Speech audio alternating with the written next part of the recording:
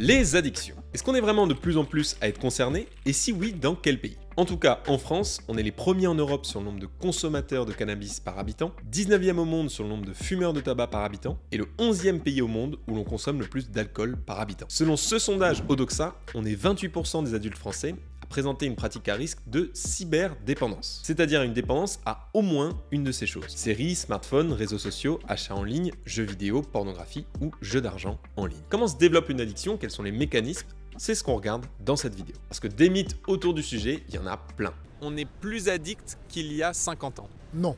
Yeah. True. It's false. Parmi tout ce qu'on entend, il y a des choses complètement fausses, d'autres très vraies, et d'autres où la science a besoin de progresser pour savoir. On fait le tri avec les meilleurs articles scientifiques du domaine. Alors je vous préviens, on va pas trouver un remède miracle pour sortir d'une addiction. De toute façon, il n'y en a pas, même si j'aimerais bien que ça existe, et je suis pas le seul. Non, le but c'est de mieux comprendre le sujet, balayer les idées reçues, et bien sûr, toutes les sources et les numéros d'aide sont en description. Après 10 mythes sur le sommeil, sur la mémoire, voici 10 mythes sur les addictions, une vidéo à consommer avec modération. Les jeunes sont plus facilement addicts que les personnes âgées. Non. Vrai. C'est totalement vrai. Je dirais plutôt que c'est des personnes adultes. True. True. I think true, yeah. J'aurais dit faux. Depuis 2018, il est noté dans le carnet de santé que les écrans étaient mauvais pour les enfants de moins de 3 ans.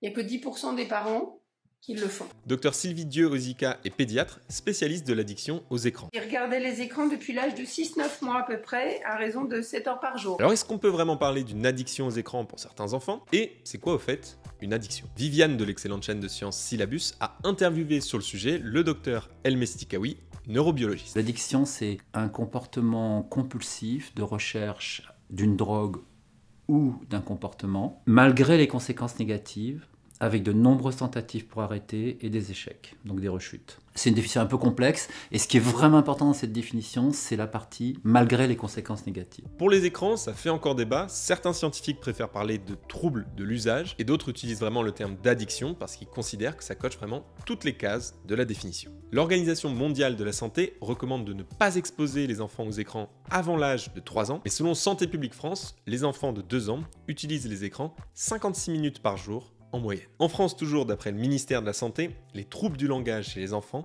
ont doublé entre 2008 et 2018 et l'utilisation accrue des écrans explique en grande partie cette hausse. Et l'écran empêche le développement du langage, empêche le développement des apprentissages de l'enfant. Et pour les enfants de plus de 3 ans, tous les temps d'écran ne se valent pas et le contexte dans lequel ils sont regardés importe pour beaucoup. 4 démarches à suivre notamment, pas dans la chambre, pas le matin, pas pendant les repas, et pas avant de se coucher. Alors pourquoi cette protection nécessaire pour les plus jeunes? En fait, c'est parce que le système de récompense de leur cerveau est particulièrement sensible, alors que les systèmes de contrôle, eux, ne sont pas encore matures, pas encore assez développés. Les jeunes sont donc plus vulnérables aux addictions, et en plus, quand une habitude arrive tôt dans la vie, c'est encore plus dur de s'en défaire. Toutes les addictions sont aussi dangereuses. Oui.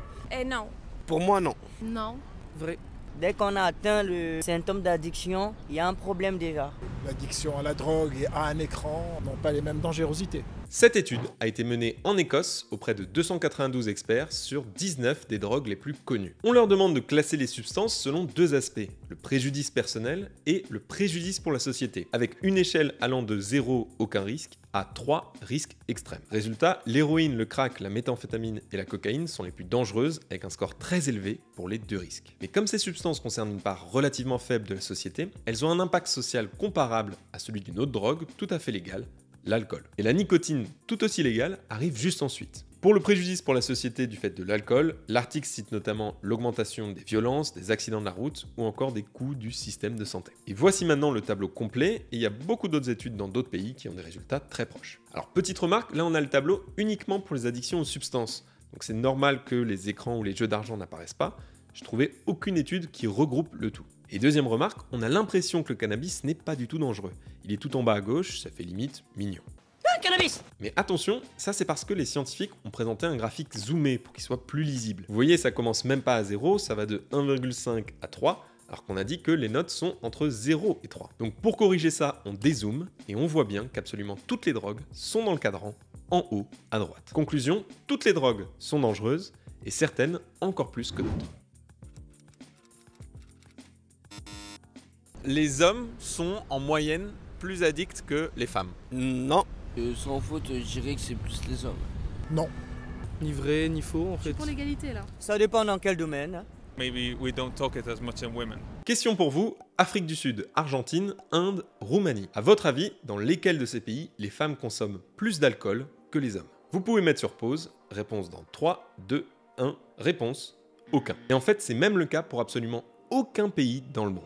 Regardez. Voici la quantité d'alcool consommée chaque année par les femmes. Ça varie entre 0 et environ 7 litres pour le pays le plus consommateur. Et pour les hommes, ça varie entre 0 et un peu plus de 25 litres. Et c'est donné en litres d'alcool pur. Donc 25 litres d'alcool pur, c'est l'équivalent de 1000 pintes de bière par an et par personne, donc presque 3 pintes par jour. Les hommes consomment donc environ 4 fois plus d'alcool que les femmes en moyenne. Donc dans les pays où les femmes consomment 1 litre, les hommes sont environ à 4, et quand les femmes sont à 6, les hommes sont à environ 24 en moyenne. Ça c'est pour la quantité consommée, mais ça ne dit pas la dépendance à la substance. Mais pour ça, on a les résultats aussi. On a cette fois dans chaque pays le pourcentage de personnes avec une dépendance chez les femmes et chez les hommes. Et cette fois, l'étude en question prend en compte l'alcool, mais inclut aussi la dépendance à d'autres drogues. Résultat, encore une fois, dans tous les pays, les hommes sont plus dépendants que les femmes en moyenne. Mais cette fois, c'est plutôt 2 fois plus. Donc un pays comme l'Écosse, ça concerne 4% des femmes et 8% des hommes. Alors quand même, attention à 2 choses. Déjà pour les réseaux sociaux, la tendance s'inverse, même si la différence n'est pas aussi marquée. Quelle que soit la classe d'âge, les femmes passent un peu plus de temps sur les réseaux sociaux que les hommes. Ça, c'est pour le temps passé, et pour l'addiction aux réseaux sociaux, on a les résultats aux États-Unis. 11% des femmes se disent complètement addictes contre 7% des hommes, et 34% des femmes se disent en quelque sorte addictes contre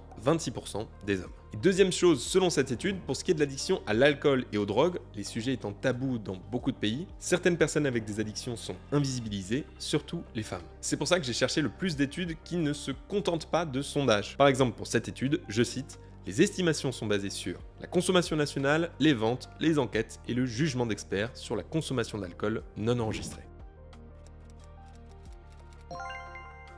Quand un proche est addict, on s'en rend vite compte. Faux. Faux. Non. Oui, oui. I think no.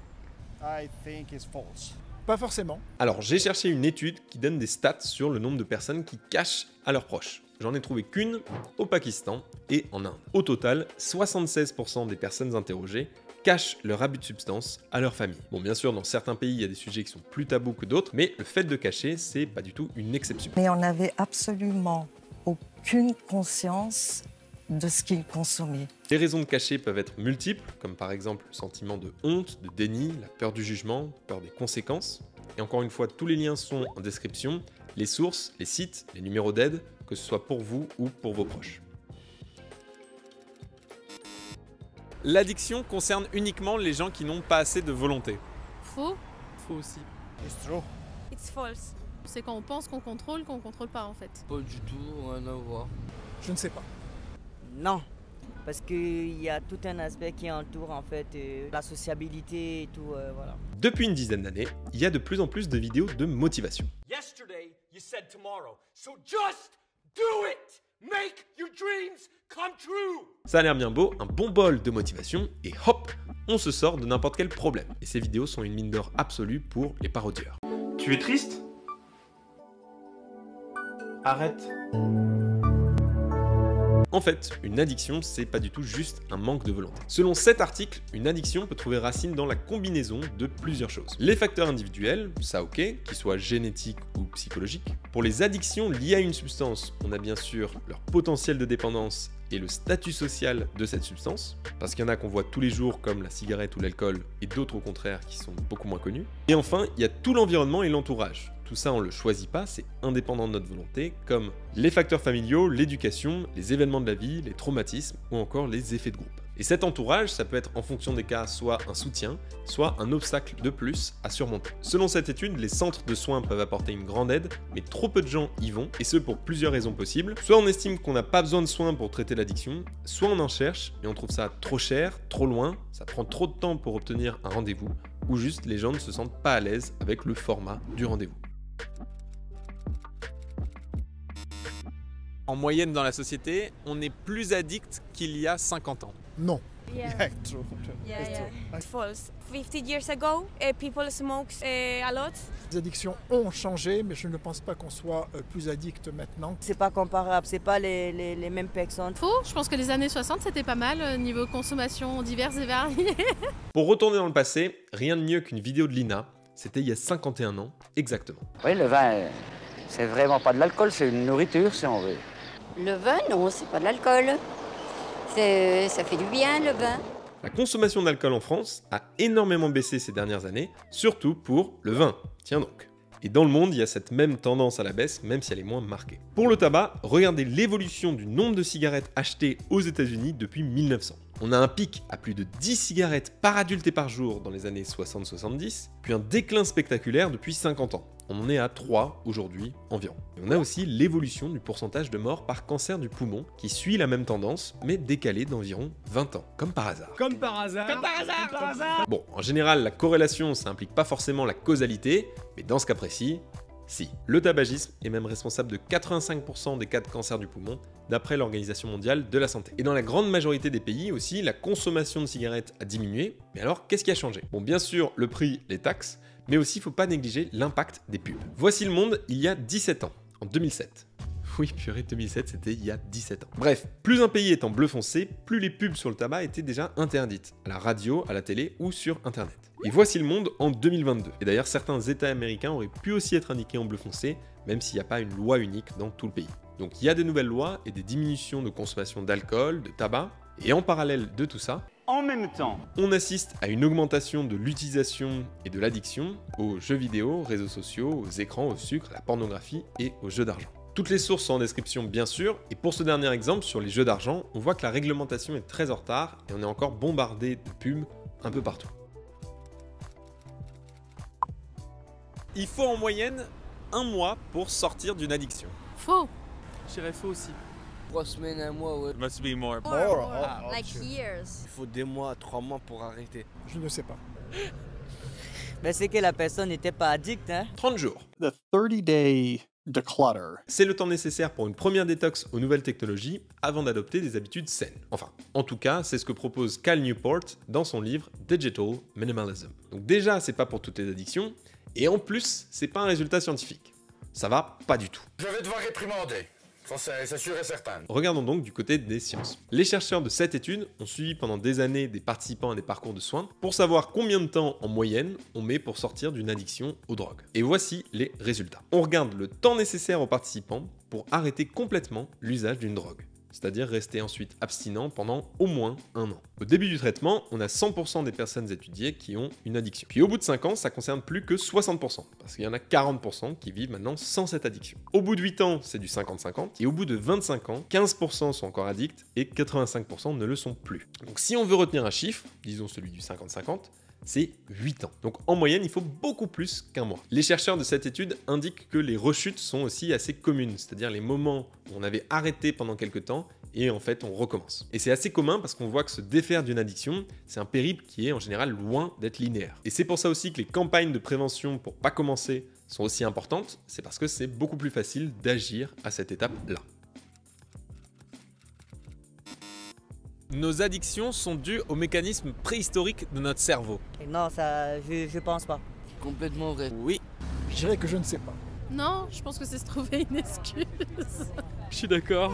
D'après cet article, on a là une partie de l'explication. Je cite: « Bien que l'homme ait évolué culturellement et technologiquement, notre génome n'a que très peu changé au cours des 10 000 dernières années. D'un point de vue évolutif, l'augmentation de la graisse corporelle préparait à affronter les périodes de pénurie alimentaire. Au cours de la préhistoire, cette augmentation était freinée par l'activité physique nécessaire à la recherche de nourriture. Quand ce panorama a-t-il changé? Le premier changement a été l'avènement de l'agriculture et la domestication des animaux il y a environ 10 000 ans. Le deuxième changement a été l'industrialisation et l'approvisionnement alimentaire. Et parallèlement, une troisième révolution importante s'est produite au cours des dernières années, l'arrivée et l'accessibilité publique des voitures, des télés, des ordinateurs, qui nous ont conduit à un mode de vie sédentaire. Si l'on combine ces 3 transformations, on constate que l'apport calorique a considérablement augmenté alors que la dépense calorique, elle, a considérablement diminué. Un décalage évolutif s'est produit, la technologie humaine a pu modifier les conditions environnementales, et ce beaucoup plus rapidement que les changements qui se produisent dans notre système nerveux central. Alors, attention quand même, parce que cette explication, c'est pour le sucre uniquement. Ensuite, même si on est beaucoup à aimer le sucre, tout le monde n'est pas addict pour autant.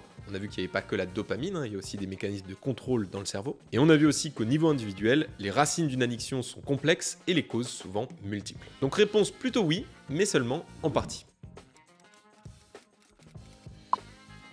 On peut être addict à des choses saines, comme le sport par exemple. On peut être addict au sport, au foot, I think yes. à la pétanque, Immediate virtus stat. tennis. In the middle, you have the virtue. C'est aussi une addiction comme d'autres drogues. Exactement. Voici la Self-Transcendence 3100 Mile Race. Un événement de 500 km de course à pied sur plusieurs semaines. C'est de quoi aller du Taj Mahal au canal de Suez, par exemple. Mais non, ils ont choisi un autre parcours, une boucle à New York, à côté d'une autoroute, à faire 5649 fois. Donc quel que soit le domaine, il y a toujours des gens qui poussent à fond. L'addiction au sport, c'est reconnu par l'Organisation mondiale de la santé depuis 2011. Ça s'appelle la bigorexie. Les mécanismes sont vraiment semblables à ceux d'autres addictions. Je ressens du plaisir en pratiquant du sport, via les endorphines, la dopamine, etc.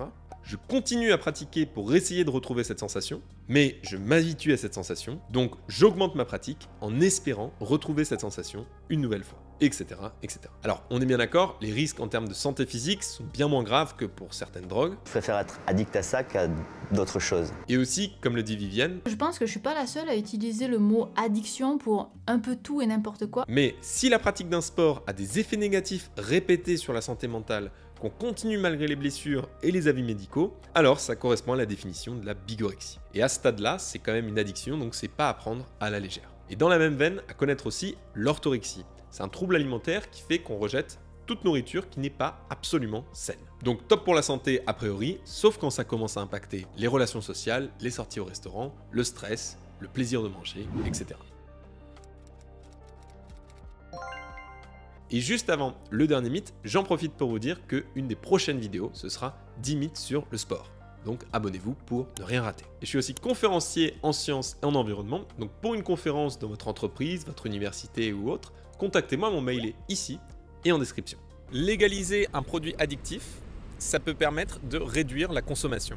Il y a nuance. I think if you legalize a drug, you have better control over its use. Le légaliser et le contrôler serait l'idéal. I think that's false. Pas du tout, non, faut surtout pas légaliser. Peut-être. Oui, peut-être. It's true. Yeah, it's true, yeah. S'il y a un sujet qui défoule les passions, c'est bien la légalisation. Non, pas celle-là, l'autre. Voilà, exactement. Est-ce que légaliser permet de réduire la consommation? Regardons du côté des pays qui ont légalisé et voyons si ça a avancé. Tu n'avances pas du tout au cannabis. L'Uruguay a légalisé le cannabis en décembre 2013. La consommation a augmenté les années suivantes, que ce soit pour l'expérimentation, l'usage dans l'année ou dans le mois. Aux États-Unis, les États du Colorado et de Washington l'ont légalisé en 2012. Le pourcentage de consommateurs de cannabis dans l'année a augmenté, et ce encore plus que dans des États qui ne l'ont pas légalisé, comme le Wyoming ou le Texas. Donc la consommation augmente, mais petite nuance. Il y a nuance. Une fois que le cannabis est légalisé, les personnes qui en consomment ont plus tendance à l'avouer que quand c'était illégal. Donc il y a un petit biais de mesure. Et maintenant, je vous propose une autre façon de voir les choses. Est-ce qu'aujourd'hui, par exemple en Europe, on consomme plus de cannabis dans un pays où c'est légal? Eh bien non. En France, on l'a dit, on est le premier pays sur le pourcentage de consommateurs, alors même qu'on est parmi les pays les plus répressifs sur la consommation de cannabis, en tout cas pour l'instant. Et regardez maintenant le Portugal qui est loin derrière. Pourtant, en 2001, le pays a dépénalisé la consommation individuelle de toutes les drogues pour réduire les risques à un moment où l'usage commençait à exploser. Résultat, les risques ont bien diminué, que ce soit pour les surdoses, les transmissions de maladies lors d'injection, ou tout simplement les morts liées aux drogues. Conclusion, la légalisation a tendance à faire augmenter la consommation, mais peut surtout diminuer les risques. Si vous avez d'autres questions, n'hésitez pas à les mettre en commentaire. Voici le tableau récap, si vous voulez prendre une capture d'écran. J'espère que ça vous a plu et surtout que ça peut aider. Et si bien sûr vous avez d'autres idées de vidéos, n'hésitez pas aussi à les mettre en commentaire. Et abonnez-vous. Merci à Loane qui est au montage, à Emilien et Bastien qui m'ont aidé pour les recherches et l'écriture. Pour 10 mythes sur la mémoire, vous pouvez juste cliquer ici. Et je vous dis à très bientôt.